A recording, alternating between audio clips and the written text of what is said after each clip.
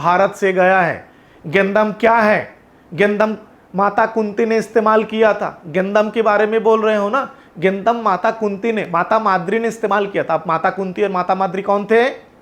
पांडवों के माताएं थे।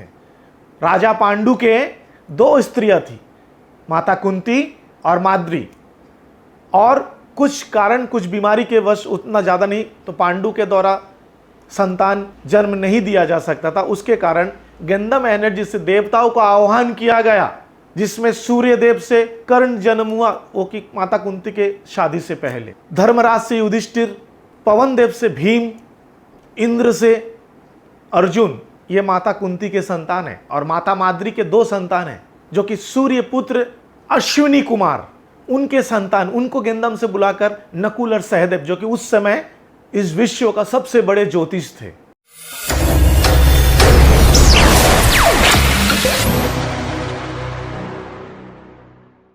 ओम स्वस्ति अस्तु, नमस्कार, सत श्री अकाल, अस्सलाम वालेकुम। मैं डॉक्टर संजय शाह यानी की रामा सांग यांग सिरा, मेरे इस YouTube channel reiki for all में आपका स्वागत करता हूं।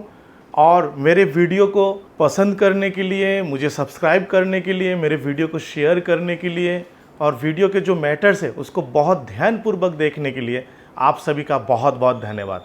एक वीडियो मैं आपके सामने लाया हूँ एक सवाल का जवाब देने के लिए।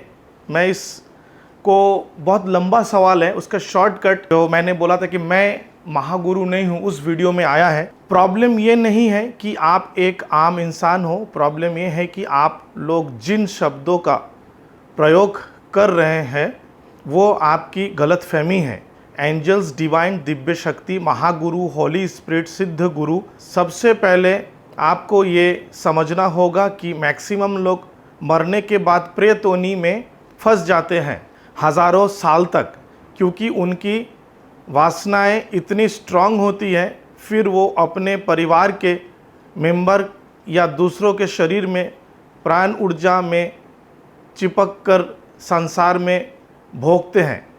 मतलब वो इन शब्दों के लिए, जैसे मैं बोलता हूँ ना कि मेरे साथ दिव्य शक्तियाँ हैं, उनको वो प्रेत बोल रहे हैं। चलिए, अच्छी बात है, मैं इसका थोड़ा क्लियरिटी देने के लिए आपको ये वीडियो बना रहा हूँ। और उनका कहना है कि ये लोग आपको कुछ धन दे देंगे, आपके कुछ इच्छाओं को पूर्ण कर देंगे, बस इनका काम यही है, और आपके सहारे से अपने आप को मुक्ति के या मोक्ष के माध्यम में जाते हैं। उनका पूरा बड़ा है। तो मैं धन्यवाद बोलूँगा, आप सही में जो आपने मैसेज किया, आप एक महान इंसान हैं, और मुझे लग रहा है कि आपको सही में ज़्यादा, मतलब मैं आपको गुरु बना सकता हूँ, क्योंकि आप को ज्ञान मुझसे ज़्यादा है। परंतु माफ़ी चाहूँगा, इसको थोड़ा क्लैरिफाई में देना चाहूँगा कि अगर ऐसा है, जैसे भगवान राम हमारे पूर्वज हैं, मैं स्वीकारता हूँ, देवादिदेव शिव महादेव हमारे पूर्वज हैं, उनको भी हमको अस्वीकार तो नहीं कर सकते। चलो, उनकी तो भगवान तक की यात्रा हो चुकी है, उनका मैं यहाँ पे जिक्र नहीं करूँगा। अब महावीर को देख ले, या साईं बाबा को देख ले, भगवान बुद्ध को देख ले, क्या ये भी प्रेत योनि में ही है क्या? मैं थोड़ा सा क्लियर होना चाहता हूँ इसको। क्या आप मुझे इसके लिए सहयोग कर सकते हो? पहले आपने और कई सारे सवाल किए, उसका भी मैं आपको जवाब दूंगा। तो ये थोड़ा समझने की दिक्कत तो नहीं हो रही है? थोड़ा सा अपने नॉलेज को भी अपग्रेड अप करके एक बार देखो। ऐसा क्या है, मतलब कलयुग में जो सतयुग में हुआ वो कलयुग में नहीं हो सकता, ऐसा आप मानते हो? आप थोड़ा सा इंडोनेशिया या थाईलैंड, सिंगापुर, ये सब जगह पे अगर आप जाओगे तो हमारे रामायण महाभारत के कहानियां मिलेंगे आपको, और थोड़ा बेटर तरीके से मिलेगा। दुर्भाग्य तो हमारा है कि नालंदा विश्वविद्यालय के पुस्तकों को जला दिया गया।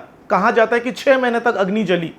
नालंदा विश्वविद्यालय के जो टीचर्स थे, उस समय के ऋषि मुनि लोग, जो गुरु थे, उनके हाथ काट दिया, अंधा बना दिया गया, जीभ काट दिया गया, उसको जान से उनको मार दिया गया।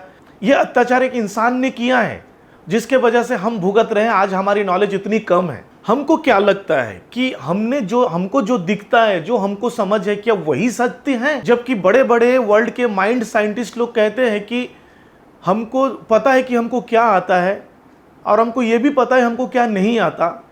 हमको क्या आता है, जो पता है वो हमको 2.5% आता है, और हमको ये पता है जो हमको नहीं आता वो है 2.5%। ओनली 5% नॉलेज हमको पता है। माइंड साइंटिस्ट ये भी कहते हैं कि एक इंसान अपने जीवन में 5% से लेकर 15% ही अपने दिमाग का इस्तेमाल कर सकता है। या डेवलप कर सकता है। कुछ लोग हैं जो उनसे आगे बढ़े, जिन्होंने 15% से ऊपर गया, वो स्वामी विवेकानंद थे, वो भगवान बुद्ध थे, वो साईं बाबा थे। चलो नीचे आते हैं, एल्बर्ट आइंस्टाइन थे। बड़े बड़े जो साइंटिस्ट है, अगर आपको स्कैनिंग आती है, उनकी माइंड की स्कैनिंग करिए, बिना ही कुछ सोचे समझे, कहीं से कुछ सुने, कहीं से कुछ पढ़े, किसी ने कुछ बताया और आपने उसका अपना डिसीजन ले लिया, आपने जज कर लिया। अगर आप आध्यात्म से हो, आपको आध्यात्म की इतनी नॉलेज है, तो आध्यात्म का सबसे पहला कानून है डू नॉट जज एनीवन। आप किसी को जज ना करें। आप कैसे जज करते हो कि जो मैं बता रहा हूँ या जो भी दिव्य शक्तियाँ मुझसे जुड़े हुए हैं या दूसरों से जुड़े हुए हैं, क्योंकि आपने कहा है कि हम लोग, तो क्या वो सब नेगेटिव प्रेत योनि के हैं? आपको लगता है प्रेत योनि वाले इतना अच्छा रहते? अगर ऐसा होता तो भारत में स्वचालित रूप से सब कर्ण पिशाचिनी की साधना करते थे। कब सभी स्वचालित रूप से बेताल की साधना करते थे। जो भैरव साधना कर रहे, बेताल की साधना कर रहे, कर्ण पिशाचिनी साधना, जो गुप्त साधनाएं हैं वो जो कर रहे, उनकी हालत देखो, तब आप ऐसे बातों करो। मतलब आपको लगता है कि दुनिया में सुपर नेचुरल बोल के कोई चीज है ही नहीं, जो साइंस बोलता है वही है। अरे साइंस भी तो सुपर नेचुरल चीजों को खोज रहा है। किसी चीज को खोजना ही विज्ञान है, साइंस है। लेकिन जो दुनिया में है, हजारों साल पहले हमारे भारतीय ऋषि मुनि ने जो विज्ञान में बोल के गया है, उनको आज वेद बताया गया।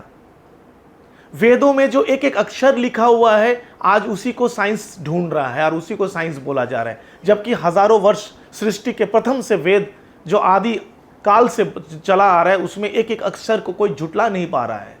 तो वो कहां से आया? कैसे बात कर रहे हो? कैसे आप जज कर रहे हो? आइए आपका दूसरा सवाल भी लेंगे। आपने कहा है दूसरे मैसेज में, दिव्य शक्ति महाभारत रामायण में यूज जरूर हुआ है, बट उन्हें दिव्य तभी कहा जा सकता है जब भगवान ने उन्हें खुद यूज किया या भगवान ने किसी को वरदान दिया। तो आप बताओ, महाभारत के समय में जाएंगे तो भगवान श्री कृष्ण भगवान है, उनको आप भी मानते हो, मैं भी, मेरे आराध्य है, इष्ट है। भगवान शिव मेरे आराध्य है, इष्ट है। तो आप मुझे बताइए, श्री कृष्ण ने किसको सिखाया? अर्जुन को। अर्जुन के गुरु कौन थे? द्रोणाचार्य थे, गुरु द्रोण थे। कैसे हो गया? गुरु द्रोण के गुरु थे परशुराम, जिनको भगवान परशुराम भी बोल सकते हो। कहीं ना कहीं कंफ्यूजन तो है ना। भगवान राम को किसने सिखाया? वाल्मीकि मुनि ने। उनको किसने सिखाया? चलो भगवान तो भगवान थे। लक्ष्मण प्रेत योनि का इस्तेमाल करते थे, प्रेत शक्ति का, भूत प्रेत का।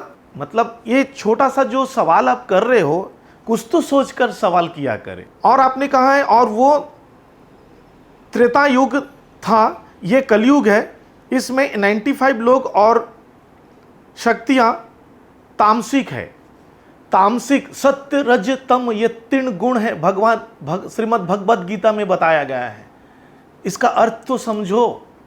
सत्य, रज, तम गुण सतयुग में भी था, त्रेता युग में था, द्वापर युग में भी थी और कलयुग में भी है। सबसे बड़ी बात है, अगर आप मेरे वीडियो को देख रहे हो इतने इंटरेस्ट लेकर, तो फिर आप खुद उस गुण को समझो, किस गुण के साथ मेरे वीडियो को आप देख रहे हो।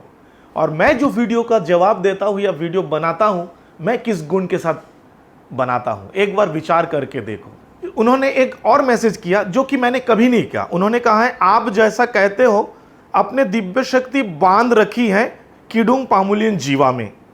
इन शब्दों से यह पता लगता है कि आप गलत फहमी का शिकार हो, क्योंकि दिव्य शक्तियां मुक्त होती हैं, वो ना तो बंदी है ना बनती है किसी को, बस दूर से ही आशीर्वाद देकर चले जाते हैं। मैंने जो शब्द कहा उसको आप शायद आपने नहीं समझा। आप इतने अच्छे ज्ञानी हो और आप मेरे शब्दों को नहीं समझ रहे हो। मैंने कहा है कि मेरे किडुंग पामुलियन जीवा, मेरा आश्रम किडुंग पामुलियन जीवा से कुछ दिव्य शक्तियां बंधे हुए हैं। उसका क्या मतलब है? बांध कर रखा मैंने।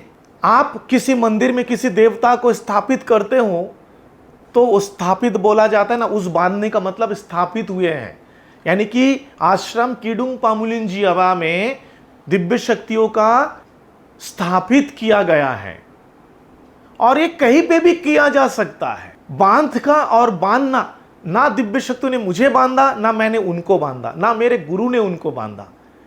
कुछ दिव्य शक्तियां जो कि खुद मेरे दिव्य कर्मों के वजह से मुझे वचन दिए हैं कि मैं या हम लोग आपके या तुम्हारे सहयोग करेंगे। बस यही है।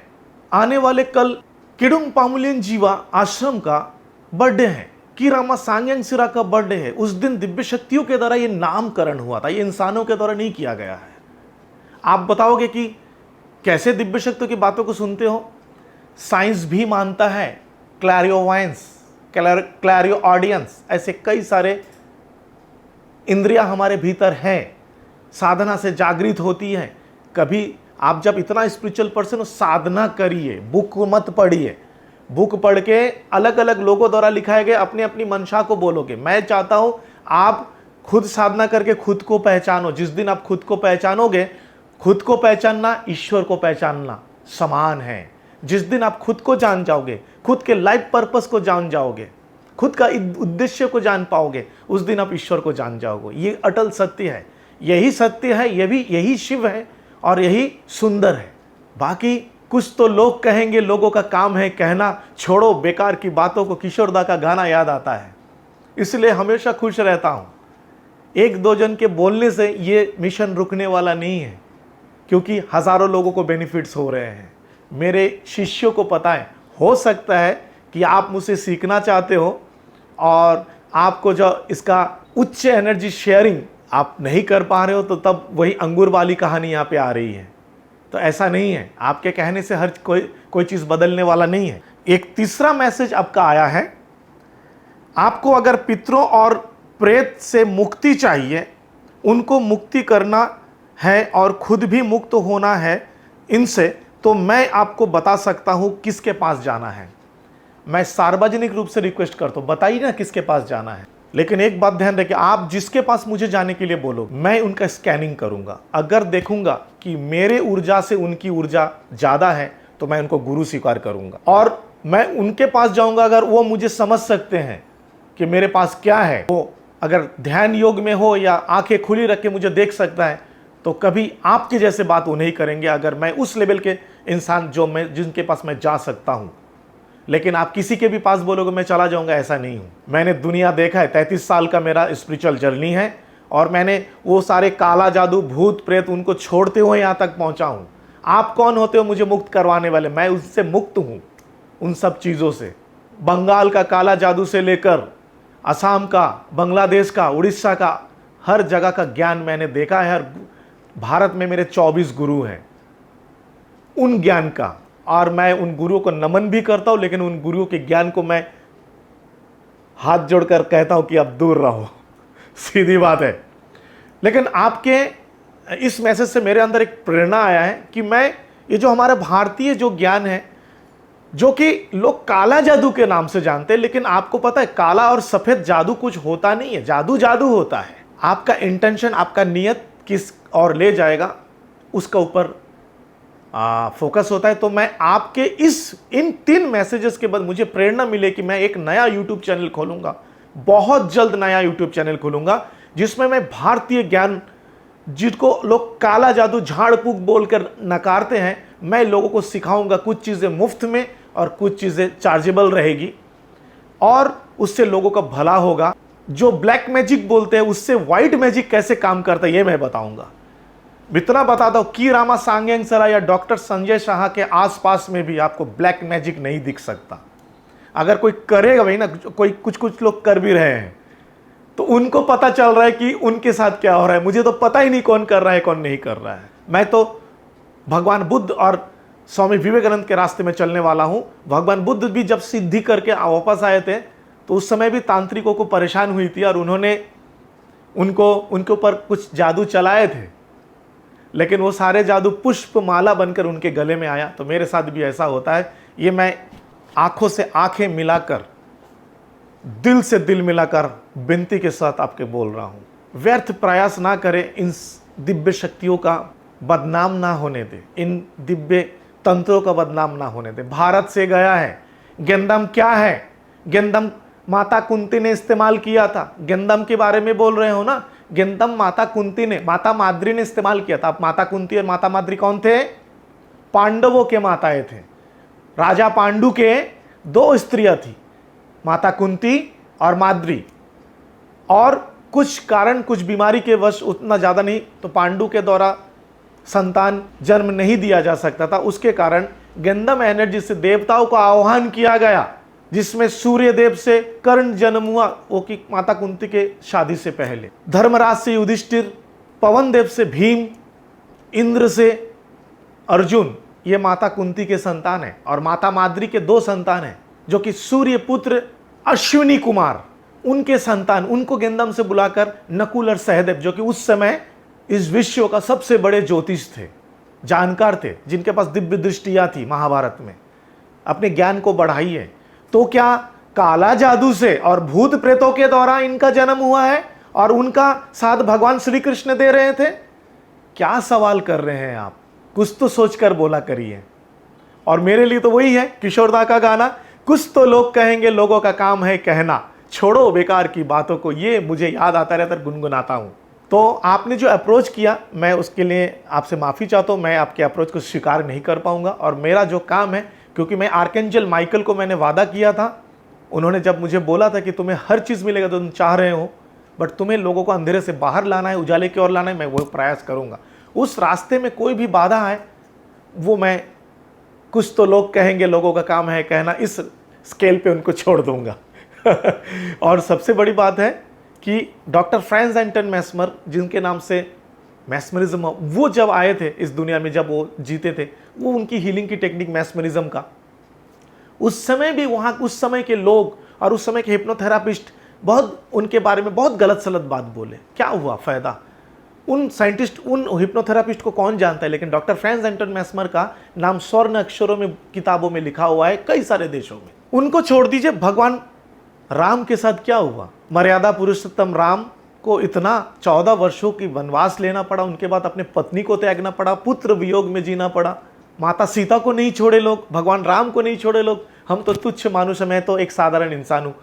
मुझे ऊपर आप लोग टिप्पणी कर सकते हो। थैंक यू सो मच मेरे वीडियो कितने देर देखने के लिए। आप सभी का और भी सवाल मेरे पास आए, कमेंट करें, ताकि मैं इस प्रकार के अच्छे वीडियो बना सकूं। धन्यवाद। आप सभी को मेरी ओर से एनर्जी ब्लेसिंग।